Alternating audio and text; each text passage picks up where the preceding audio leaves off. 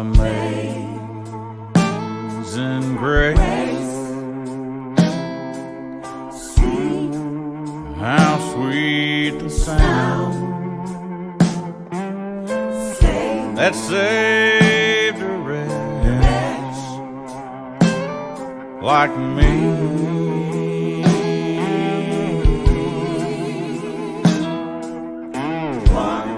I once was lost, oh, but now I'm found.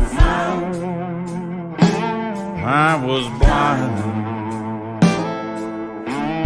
but now I see.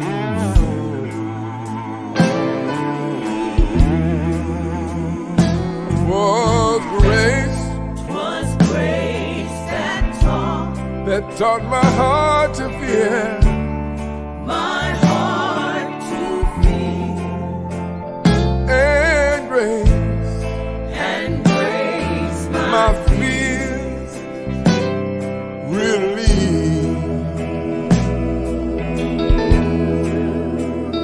How precious did that grace appear, in the hour I first believed.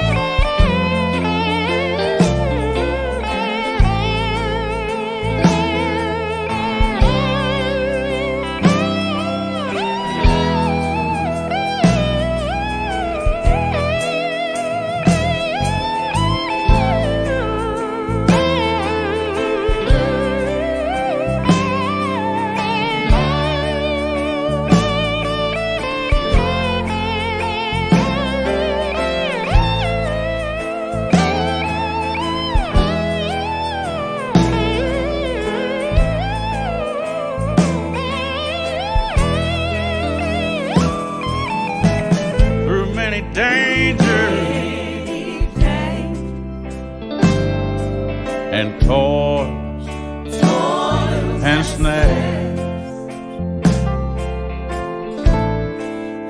that I have already come.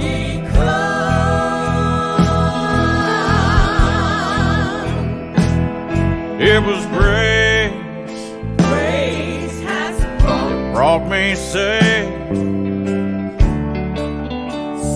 this far.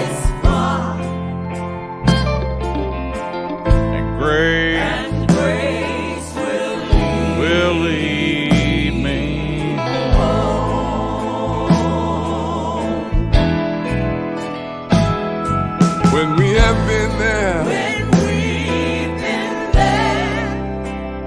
10,000 years, 10,000 years, bright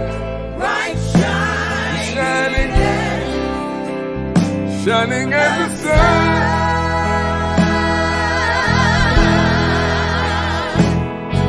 We have no less days to sing God's praise than when we first begun.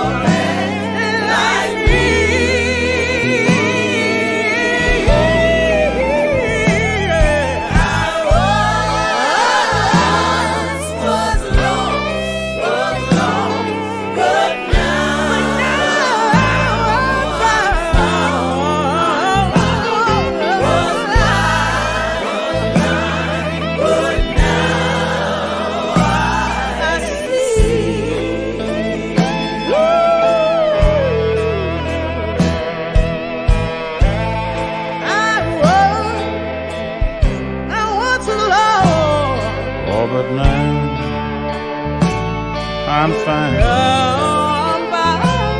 I was blind, but now I see.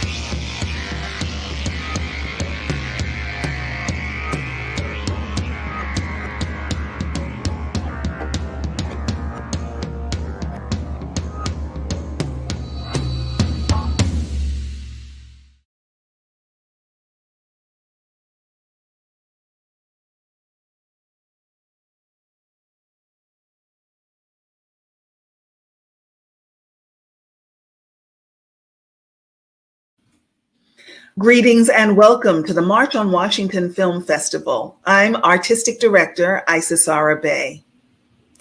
I begin with our traditional opening of our festival events.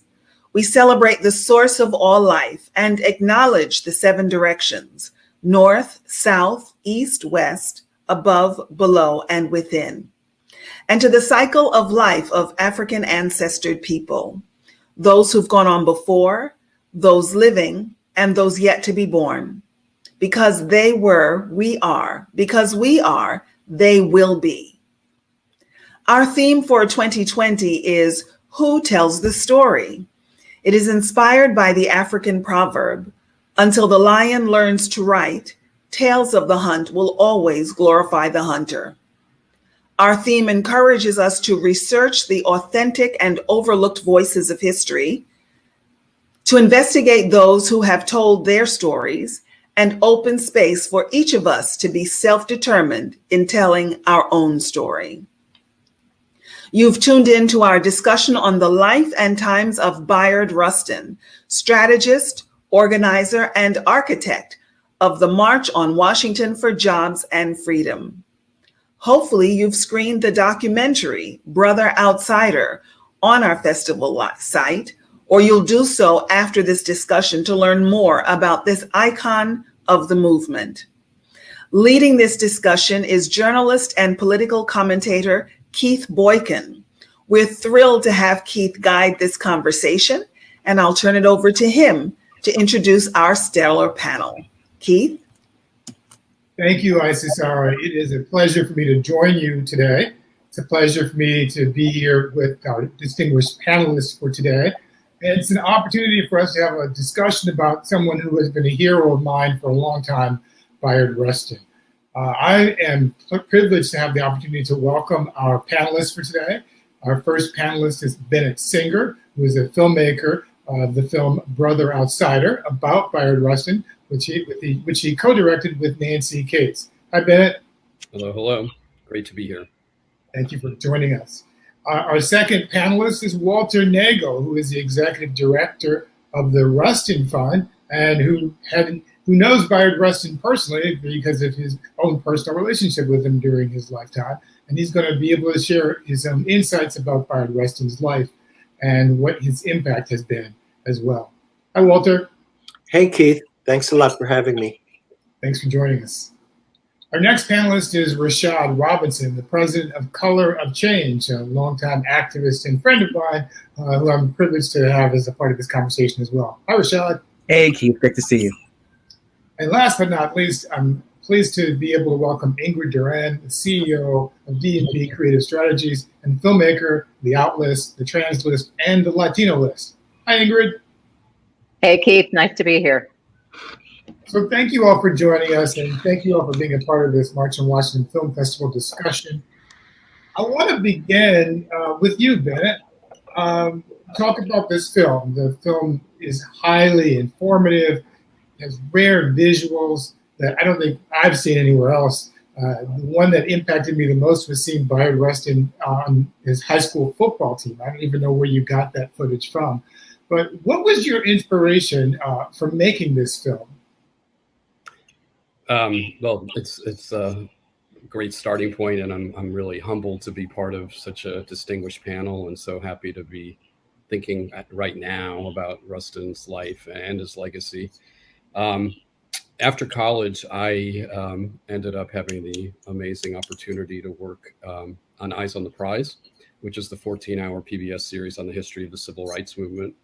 And one of my very first tasks was working to fact check the section of the companion book on the March on Washington.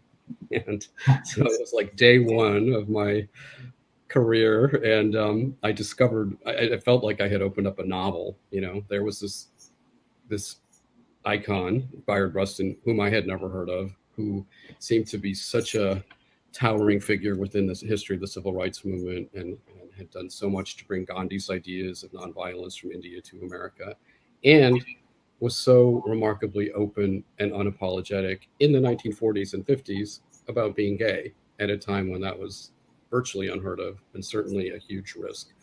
And so, as you said, he quickly sort of became a hero to me as well. There I was working on the Civil Rights Project. I was terrified to come out as a gay man.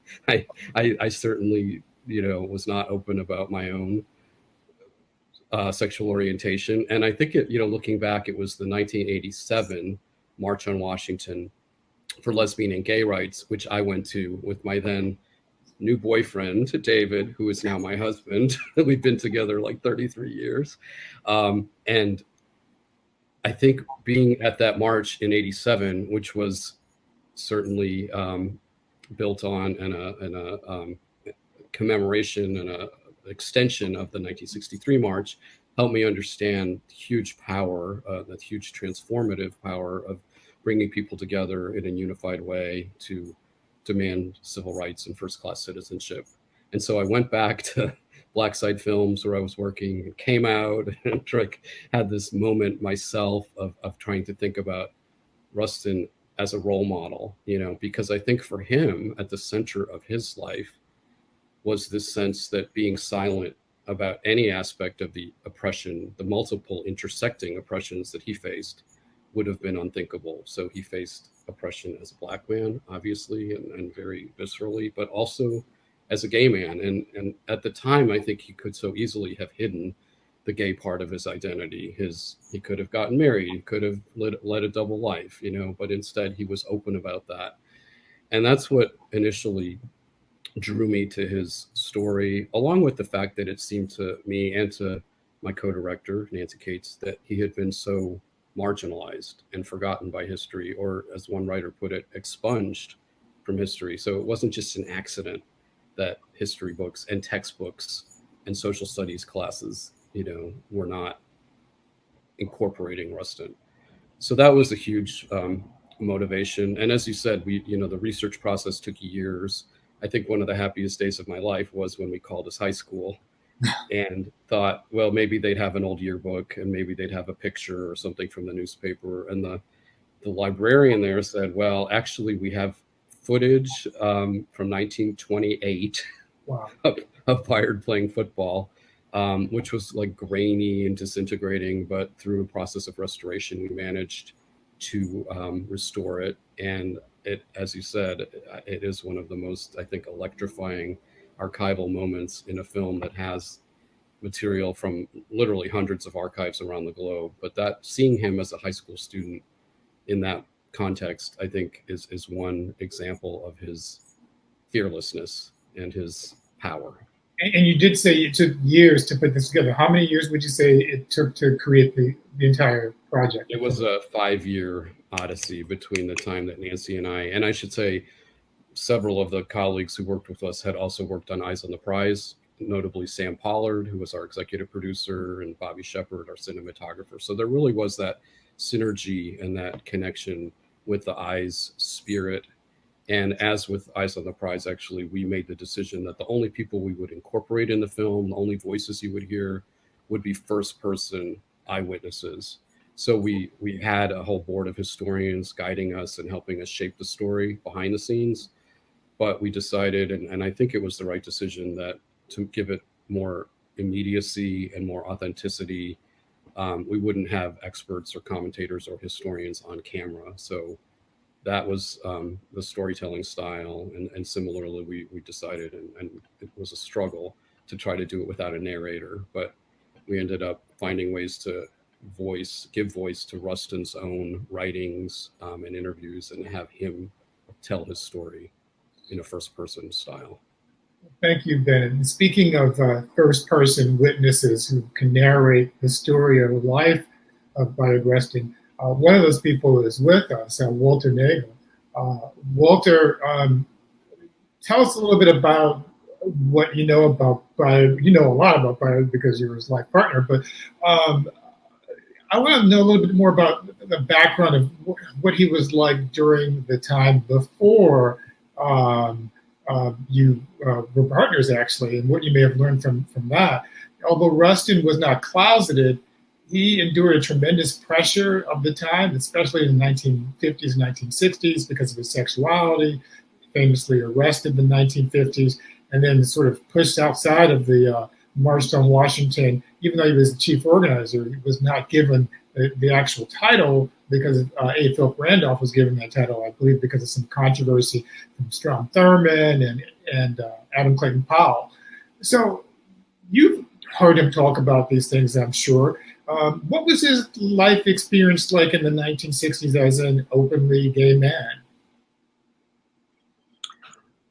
Well, in the 1960s, I think, by that time, Bayard was already in his early 50s. He was 51 or 52 when the March on Washington took place in 1963. So by that time, he was, I would say, as the Quakers like to say, kind of seasoned and mature. And so I think what did happen at that point was that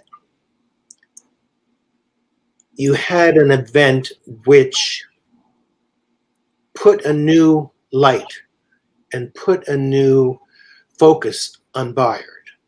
Now, if you go back to Bayard's beginnings, he was raised as a Quaker, and Quakers are basically taught to be themselves, to be honest about who they are, to be natural, to respect other people. And Bayard came from a tradition of that. So, Bayard, as he developed as an activist in the 30s and 40s, he was out to his colleagues. He was out to the people that he worked for. He was out to his family. And this presented problems in the public realm. He was brilliant. He was talented. People loved him. But whenever word about his being gay came out, he was kind of shunted to the side and marginalized. And Bayard was struggling with, the idea of being himself and having relationships, but also being part of, at that time, it was a very, I would say, conservative Christian pacifist organization, the Fellowship of Reconciliation. And it was headed by a man named A.J. Muste, who was a minister, a pacifist, sometimes a communist, sometimes an atheist. I mean, A.J. went through all kinds of permutations. In any case, Bayard became much more of a public figure during that period. And, his behaving openly as a gay man started to impact on his reputation, on his, the way people thought of him. And after an arrest in 1953 in Pasadena on what was then called a morals charge, he was really expelled from the Fellowship of Reconciliation. They felt that it was an impacting on his ability to be effective in the work that he did. But it didn't push Bayard into the closet. He was determined to carry on and to be who he was, and did that through several campaigns in the 50s.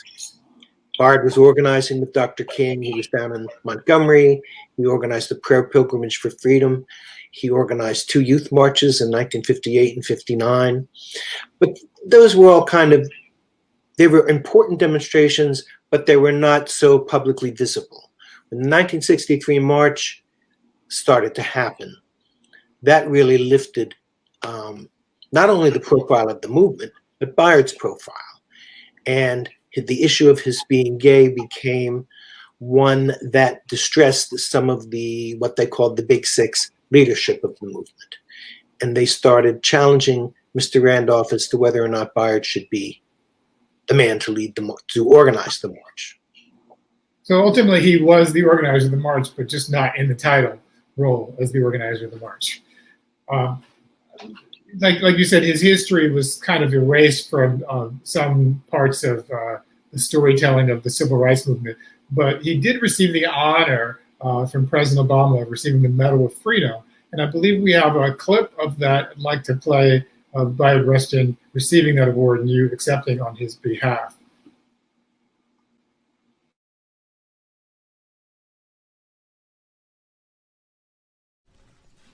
Now, early in the morning, the day of the March on Washington, the National Mall was far from full, and some in the press were beginning to wonder if the event would be a failure. But the march's chief organizer, Bayard Rustin, didn't panic. As the story goes, he looked down at a piece of paper, looked back up, and reassured reporters that everything was right on schedule. The only thing those reporters didn't know was that the paper he was holding was blank. He didn't know how it was going to work out, but Bayard had an unshakable optimism, nerves of steel, and most importantly, a faith that if the cause is just and people are organized, nothing can stand in our way. So for decades, this great leader, often at Dr. King's side, was denied his rightful place in history because he was openly gay. No medal can change that, but today we honor Bayard Rustin's memory by taking our place in his march towards true equality, no matter who we are or who we love. Wonderful moment. Thank you for sharing that with us, Walter. And I've been to quite a few marches and rallies over the years, and I know some of them could have benefited from Bayard Rustin's expertise in organizing them. So it's great that we have that legacy to call back on. Thank you, Walter. Mm-hmm. Our next panelist is Rashad Robinson. And Rashad, I think I may have known longer than anyone else on the panel in so many different capacities. And Rashad, you have a leadership role in the civil rights movement, currently as the president of Color of Change. And I don't know if there is any other Black gay man in a position of responsibility like you are in any national civil rights organization. So I'm curious, to what extent do you feel that your work is connected to the legacy of Bayard Rustin? You know, I actually have a picture of Rustin behind my desk in my office, which I'm not at because of COVID, but behind my desk. And I keep that picture there right behind my desk. And I keep a picture of Shirley Chisholm and of Ella Baker and Muhammad Ali and other sort of great luminaries that we constantly remind ourselves as we're facing down and building power that we haven't invented anything. Our job is to innovate and to build off of what has already been there. And in so many ways, you know, the legacy of strategy that Rustin put forward, the idea that you have to actually deal with things like corporate power, is so sort of important to me beyond the sort of identity aspects that are very much connected to me as an openly gay Black man. But one quick story about sort of Rustin that really stands out for me is that in 2010, and I think it also is important because I think that sometimes we don't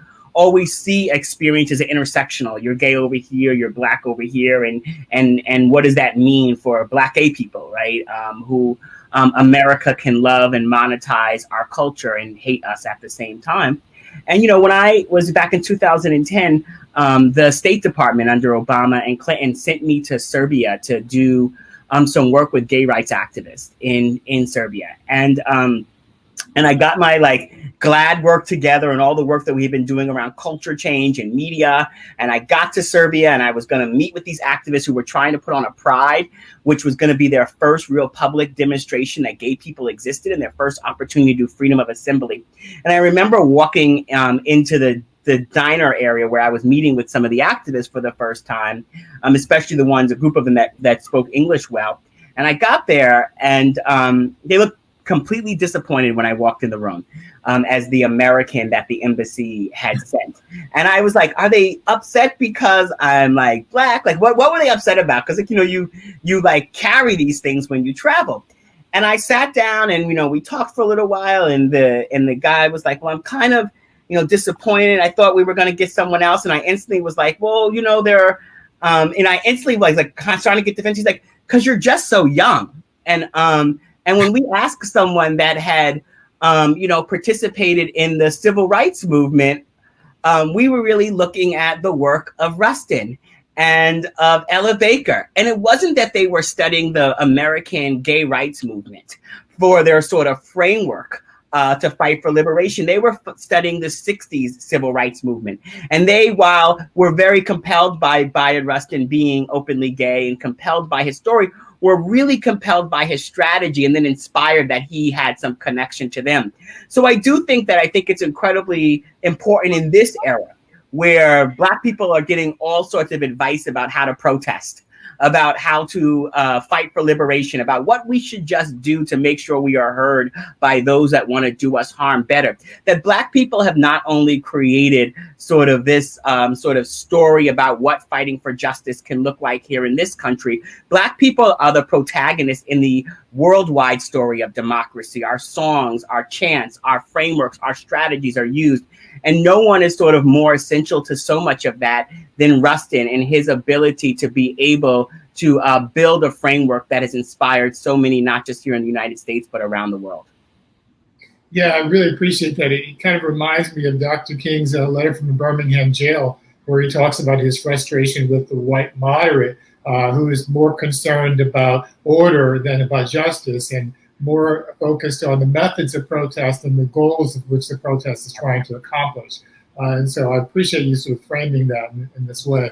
And do you think that the intersectionality issue is being more appropriately addressed in today's protest movements than it has been in the past? Well, people are leading in powerful ways and in unapologetic ways. And yes, we have so many before us whose shoulders that we stand on to just sort of show up as we are. I mean, I remember taking over Color of Change back in 2011, openly gay, Black, trying to figure out a way to be fully myself inside of a strategy that and frameworks that didn't always exist. And, just so much inspiration, right, from the folks that came before. But now when I look around at our movement right now, and I see the Alicia Garzas and I see the Patrice Cullors, and I see so many other sort of incredible and powerful leaders, Black and queer, and working in so many ways to kind of create the frameworks for all boats to rise, to at the heart of it, attack the sort of issues and the barriers to full equality and full justice in ways that help all of us succeed. At Color of Change, we say this thing that many people have said before us and many people will say after us. But it is this deep idea that when Black people win, the country moves in the right direction for everyone. I mean, even if it didn't move in the right direction for everyone, Black people winning would be enough. But the fact that it moves in the right direction is so incredibly powerful. And more than ever, when we say Black people, we mean all Black people. We mean Black people at the intersection of a range of experiences, because that, in essence, is how we build the energy, the framework, and the passion to make justice real.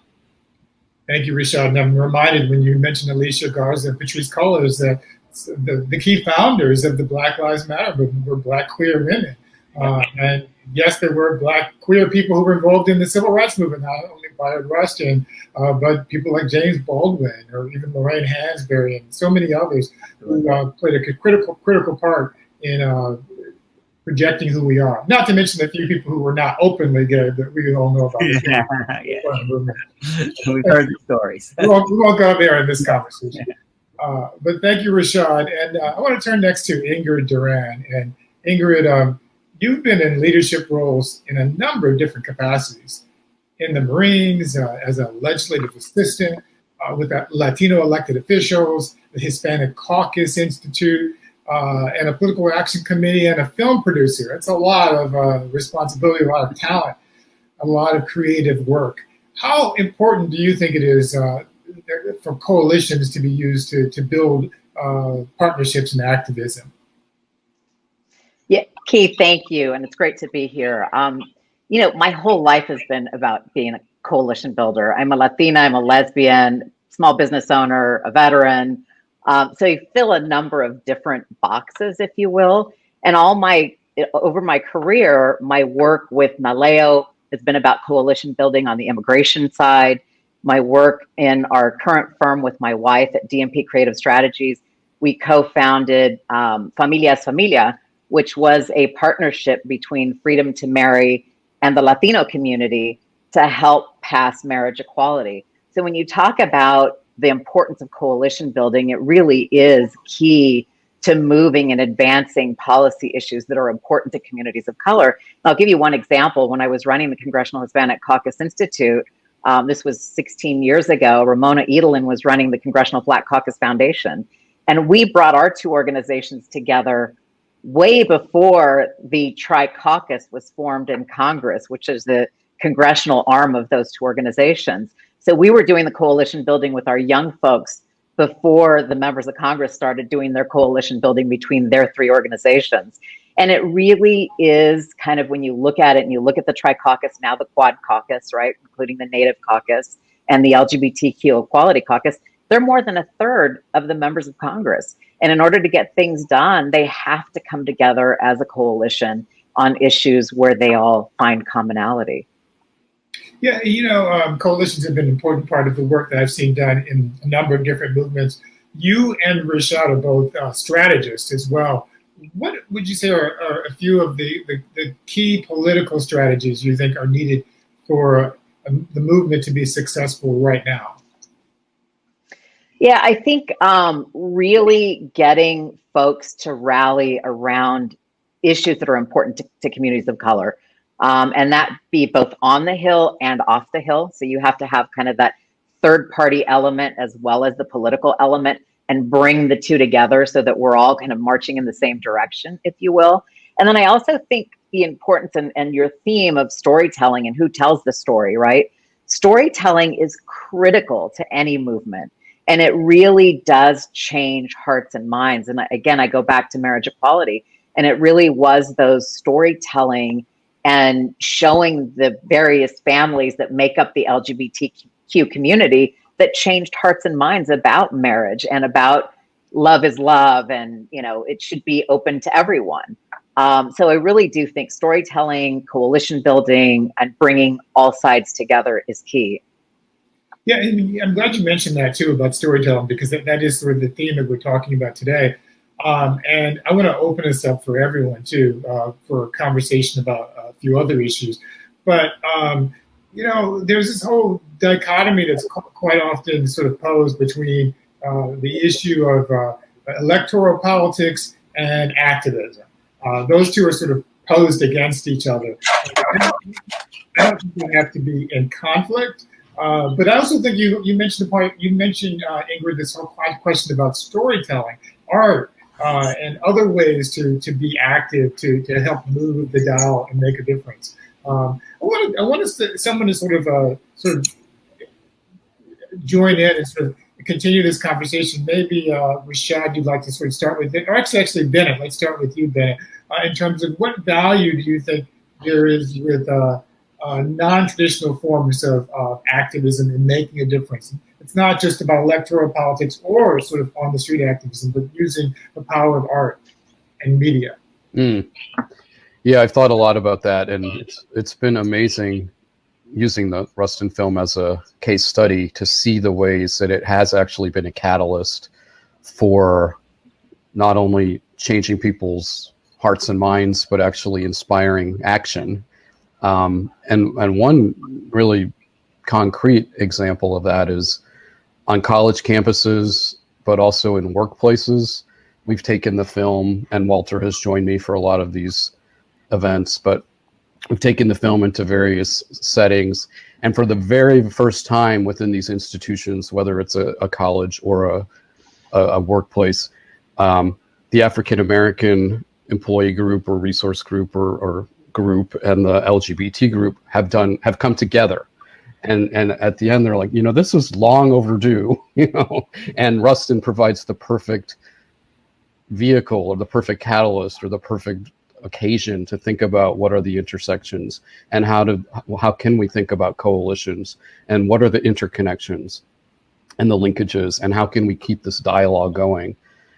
People have more than once just kind of broken down in tears, this emotional kind of sense of Rustin's life is so inspiring on so many different levels. And as Rashad was saying, and you, everyone really, but his visionary philosophy as a thinker and as an American, activist, which in some ways transcends all of the aspects of identity, but is built on them too. So I think it is, as we're saying, so important to think about his role as a thinker and a strategist and a visionary.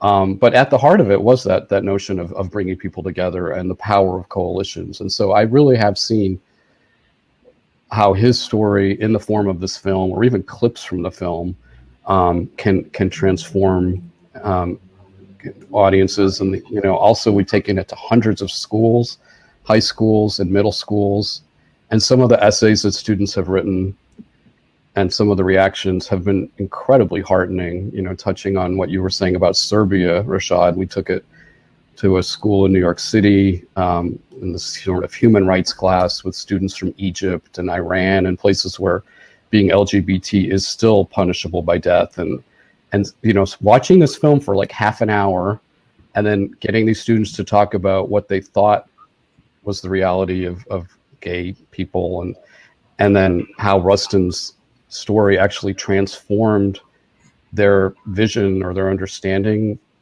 of human rights in the context of LGBT lives is really staggering. Just like a 1 hour kind of focus with Rustin at the center can be such a empowering and transformative experience. And Walter or Rashad, if either of you would like to sort of comment too on sort of this question of the role of non-electoral politics in making a difference? Well, I'll comment on a couple of things, because we started to talk about the role of the arts in activism. And Bayard had this seminal article that he wrote in 1964-65 called "From Protest to Politics," and that represented the transition that he felt that the movement had to undertake at that time. But earlier in the protest period, the arts played such an important role. He would be amazed now with video and film and cell phone videos and all the kinds of tools that young artists and activists can use.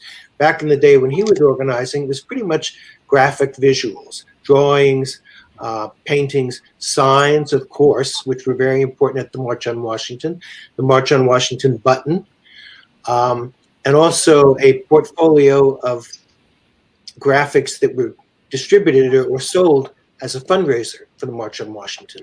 And of course, Bayard himself, Bayard was a very talented singer, and he used the power of song very often, certainly in the 40s, when he was traveling around to groups, talking to church groups, women's groups, labor groups, student groups, and very often he would end his talk with what they called Negro spirituals then. And depending on the group, sometimes he would end with a labor song. And it served to kind of unify the group. He would ask them to join in. They would sort of come together to support that. And also, the power of song served as a way to de-escalate situations. I remember Lee Vullman talking about when they were on something called the March for Survival in the Thai-Cambodian border in early 1980. The marchers got to the border and they were faced with a group of soldiers on the other side, aiming their weapons at them. And everybody kind of froze. What do you do here? What do you do in this situation? And Bayard stood up and started singing "We Shall Overcome." And people joined in, and everybody could kind of take a deep breath and sort of step back a little bit and think about what they should do next. And so, the power of the arts was very important. Yeah, I'm glad you mentioned those examples. It reminds me, as I mentioned before, Lorraine Hansberry. She's not thought of as an activist because she was the playwright behind The Raisin in the Sun. And James Baldwin, he was sort of thought of as an activist, but was also one of the most profound African-American writers of the 20th century. And then people like Harry Belafonte, who was very much involved in the movement, was also a singer and actor. Rashad, you want to join in on that question? Yeah, I stepped away for one quick second because a friend gave me this a couple of years ago, which is album of Elizabethan songs that Rustin did. And so I actually just had to get up. As you were talking about him singing, I was like, oh yeah, I have an album. All of that to say, I think what is incredibly sort of powerful for me as I think about the sort of electoral organizing work. I think about elections as like kind of the stretching in terms of an exercise analogy, the stretching of civic engagement. Stretching is not going to probably help you reach all of your goals, but if you don't stretch, just like if you don't vote, you're going to hurt later. But all of the other things that you have to do besides that stretching, right? All of the other things are critically important. And so whether it is protest, whether it is pressure, whether it is holding institutions outside of government accountable, all of that, I think, is critically important. As we think about storytelling a lot at Color of Change, we are constantly inspired by those that came before us and thinking about how do we tell a story that actually leads to the right set of motivations, right? Far too often, when we talk about inequality, we talk about it as unfortunate, almost like it was a car accident.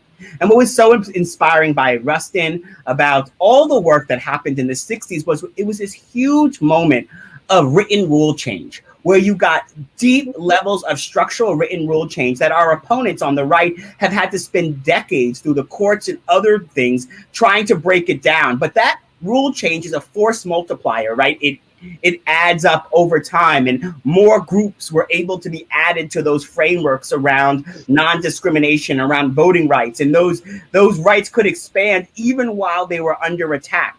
I think we are in a deep level of cultural change right now, which is different than the written rule change and oftentimes precedes written rule change. But that cultural change is important. And I think it's important that as we think about sort of the structural change, we are continue to be inspired by King and Rustin, these ideas that it's not simply enough to provide rights if we don't deal with the economy, if we don't deal with the ways in which economic justice is rolled out. And so we will say things even today in our storytelling, like Black people are less likely to get a loan from the bank, instead of banks are less likely to give loans to Black people. On one hand, we end up with a whole lot of financial literacy programs for banks. And on the other hand, we end up with structural change for banks.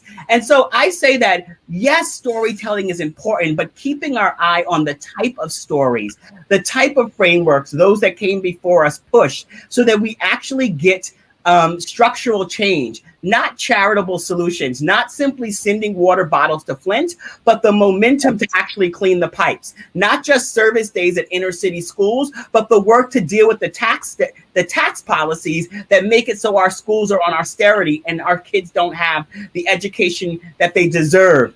So, you know, as we think about the future, it's critically important. This is why I constantly go back to Rustin and King and Baker and Hamer and all those folks, their sort of underlying work, not just their sort of identification as individuals in the world, but the underlying structures to their work. So we just don't model our work off of having another march, but we know where we have to direct our march, that we have a strategy and clarity about what we're trying to challenge, that we're not just looking at the theater, which is so incredibly important, but we're looking at the demands and we're structuring our advocacy to build the type of power that truly change rules, because changing rules is the type of sort of work that over and over creates lasting results for people and for communities. I'm glad you said that, Rashad. I think I'm going to stretch right now. That was a joke. I love the stretching analogy. It reminds us that, yeah, stretching is a part of it, but it doesn't necessarily get you to your goal. It's a great sort of way of understanding electoral politics. It's a part of what you do, but you still have to be involved in other ways to make real substantive change. So I appreciate that. And it's also an opportunity to talk about what's going on right now. We're in the midst of this protest movement about police brutality, about accountability for criminal justice. And we have a president who's been very critical and a party who's been very critical of some of the protesters and people who are not even part of the protesters. Some of the things that they've said, and you have people using language that you would never have heard in the 1960s, F the police or defund the police even, which are two different things I have to mention. But there was a time in the 1960s when it felt as though, especially because of Bayard Rustin's influence, that the politics of respectability was being deployed in order to make Black people palatable to white, moderate, or middle America. And so people were told to dress a certain way, to look a certain way, to speak a certain way in order to have a voice at the March on Washington and other events. You never see a photo of Dr. King or one of the leaders of the movement who were not appropriately dressed for what they were doing. And to what extent do you think that politics of respectability is even useful today in the 21st century, as we are in 2020, approaching the 2020s, in terms of being able to make structural change? Do we need that anymore, or should we just abandon that altogether? I'm going to ask you, Ingrid, as a starting point. Anyone else can jump in first after that, but I want to ask you, Ingrid, what do you think about the politics of respectability? Sure. And I think that's, it goes across the board. I think communities of color are always held to a different standard. We're always held to, you have to over deliver, you have to look good all the time, or people aren't going to take you seriously. And I think that still holds true today for communities of color and for the LGBTQ community. We're always held to a different standard, a higher standard than kind of the mainstream population, if you will. It's not fair, but it is what it is. And I think it still holds true today. Anyone else want to join in on that? Yeah, I think, it's interesting that you talk about this in relationship, certainly when you're talking about Bayard Rustin, because there was an example of someone who, in the eyes of the majority of the society, was not respectable. I mean, not only was he gay, he refused to go into the army in World War II, which was like the quote-unquote good war. He was a former member of the Young Communist League. It's like he had all of these strikes against him. And he could have easily been totally sidelined. But because of his personal strength, his intelligence, and his creativity, he was able to overcome that. But at the same time, he understood that, as the saying used to be, you want to be a credit to your race, whatever your race is. At that time, it usually referred to Black people in the movement. I think what's important here is the example that Bayard gave us. Yes, he had all of those strikes, but you can't let those things become a distraction from what you are focused on achieving, what your goals are, and what your strategies are. And the fact that they were used against him several times before the '63 march, but then the civil rights movement leadership united around him and allowed him to go through and become the chief organizer of the march, said, okay, we accept the politics of responsibility up to a point, but there's a point where, if you behave yourself and But Walter, can I interrupt and push you just a little bit on this? Because my understanding of the history of this, I think from David Garrow's book or Caleb Branch's book, I can't recall which, is that A. Philip Randolph was given the title that Bayard Rustin should have had because he was pushed out by people like Adam Clayton Powell, Jr. Yep. Adam Clayton Powell, who has a statue just a couple of blocks from my house right here, here in Harlem. He's heralded as this great black leader, but when it came time for the 1963 March on Washington, Adam Clayton Powell Jr., as I understand it, was so afraid of the idea of having Bayard Rustin as a figurehead for this that they forced him to be taken off of that role. So to me, it sounds like he pushed, but he wasn't able to push beyond the biases of the moment. Am I wrong? No, you're absolutely right. And Bayard was faced with the dilemma of, well, do I speak out and defend myself publicly and insist on people knowing who I am and understanding who I am, or do I kind of step back and be concerned with the larger movement and what we're trying to achieve here? And I think he chose the latter and chose not to be the leader of the march. But at the same time, Randolph insisted, well, I'm the one man probably of the whole Big Six who had no what we would call dirty laundry or nothing that could be held against me. He was a man of impeccable character. But he said, I will do this job, but you have to give me the right to choose my deputy. And of course, they knew that would be Bayard. But Randolph was there to take on the attacks and, quote unquote, defend Bayard publicly when it became necessary. Yeah, I mean, I want to just pick up on that a little bit, just in terms of the idea of respectability politics in today's movement, which I think our movements have really pushed on. At Color of Change, we have this framework of not mistaking presence for power. Presence is visibility, awareness, retweets, shout outs from the stage. It's not bad. Presence is good, but when we mistake presence for power, we think we've done something that we haven't actually done. So a black president does not actually mean that we've gotten to be post-racial. And when we think a black president means that we've gotten post-racial, we make a whole lot of choices. And, as I look at the focus groups in places like St. Louis and Milwaukee and Detroit with young black folks, they had a black president. Right. I am sitting right here in front of old Jet and Ebony pictures. And I grew up in a household, because I'm just out of the millennial, right, where Jet came once a week and Ebony came once a month and Essence came once a month. And I was trained in this idea of black faces in high places, this idea that we celebrated the new black police chief as this idea that would then change policing departments.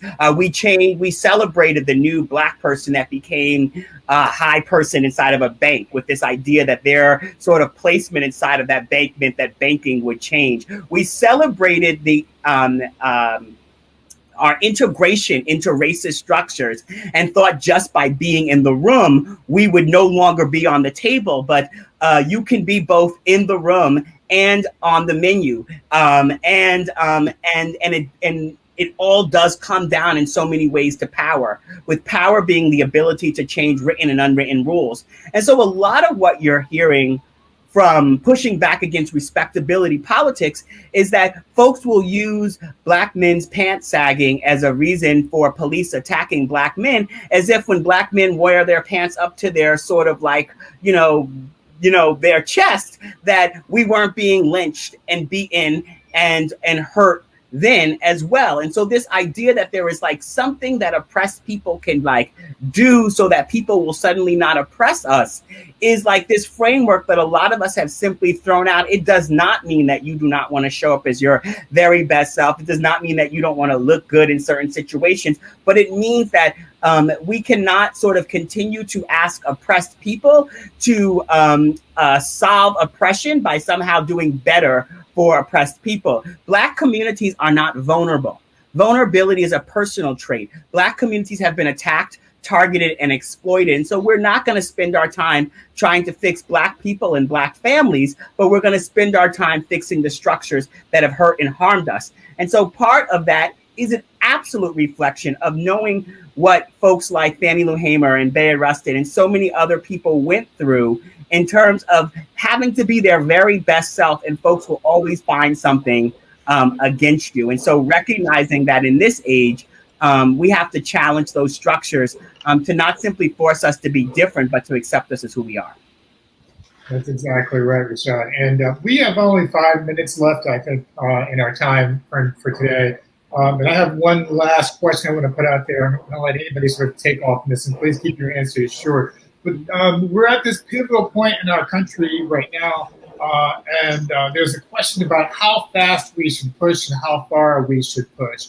And this goes back to Bayard Rustin's legacy, because as Bayard Rustin obviously became older in the movement, he pushed for some of those controversial issues and pushed people like Dr. King to push for issues that went beyond just civil rights for Black people, but economic justice and healthcare and issues that transcend race. So I want to ask the panelists just quickly, share with me, each of you, what's your thought on how far and how fast we should push right now?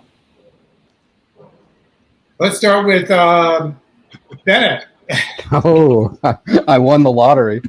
Well, I guess taking a page from Rustin, I think if the demands are framed in, and from Eyes on the Prize, if the demands are framed as we want America to live up to America's promise, that in one sense is radical, and it's like there's so much work to be done, but it's also so understandable and so accessible and so impossible to disagree with. So I think part of it is how the message is framed. And so, I think even thinking about the fact that Rustin called the march in '63, the March on Washington, for jobs and freedom, not for freedom and jobs, just in that very conception, there was this radical aspect of economic justice. And that march, again, was the 100th year anniversary of the Emancipation Proclamation and this notion of a broken promise. So I think there's so much power in thinking about how do we frame the demands, and if you can point back to this notion of equality and justice as embedded in our country's ideals, I think that's a very constructive starting point for a truly radical agenda. Thank you, Bennett. Ingrid, how fast and far should we push?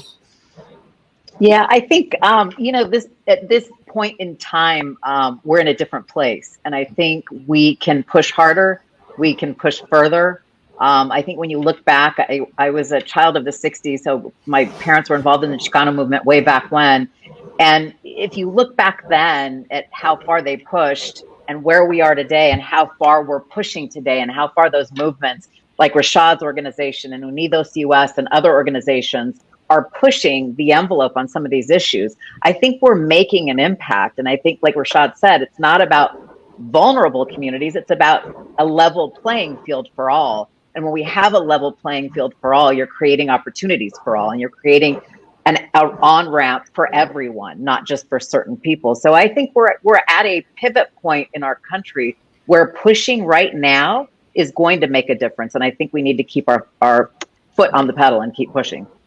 Thank you. Walter, how fast and far should we push? Yeah, I like Ingrid's statement there. It's we are at a pivotal point in the country, and partly because the movement has been able to expand and broaden and be much more diverse. And I think you need to push as hard as you can and as far as you can without starting to lose people from the coalition. You want to kind of build a democratic, small d, democratic majority so that we can get the change that we want through legislation and through Congress.